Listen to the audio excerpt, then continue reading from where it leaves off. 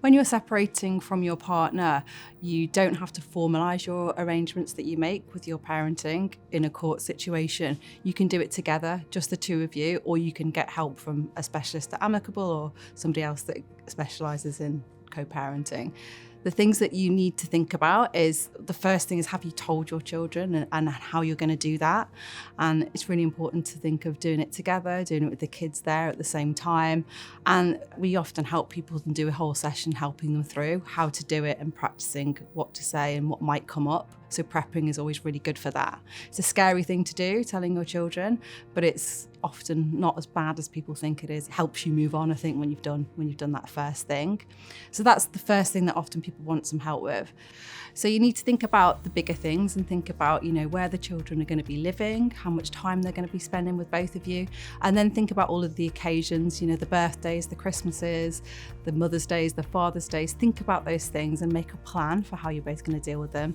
You can also think about expenses, the holiday clubs, the football, the swimming, and think about how you're going to manage the money on that, and also maybe the logistics as well is really useful and helpful. You can also think about the monthly payments that one parent might be paying to the other, but that is the one part that you can put in a more formal setting in your consent order as part of your financial consent order if you choose to do so.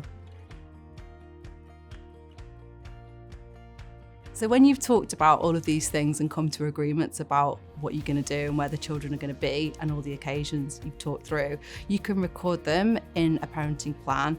It's good to have it written down so the two of you know what you've talked about and you've got a record of it, so you can go back and refer to it if you need to.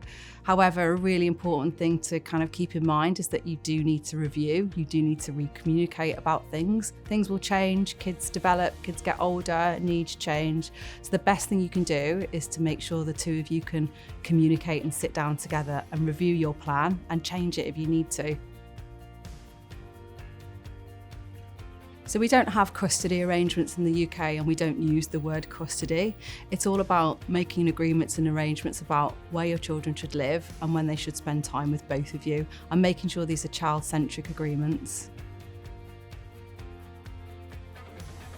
So when you're separating from your partner, one of the really tricky things is to build a really good co-parenting relationship, and re-establishing boundaries and how to communicate to each other is not the same as when you are together. So we can really help people to re-establish those boundaries, talk about what's important to you both, and help you have those discussions before you are then living separately. There are some big topics that parents really need to talk about when they're separating. For example, if there's a health emergency or an education problem that you need to sort out. So it's really useful to have those conversations before you actually separate, so you know where the boundaries are, you know when you stand, and you know what to do if something does happen. So we can help you if you've newly separated with your partner, or you've been separated for a while and you just need to revisit or get more help with arrangements. We do Separating with Children services, which is a 90-minute session with the co-parenting specialist where you can talk about anything that you need to during that 90-minute session.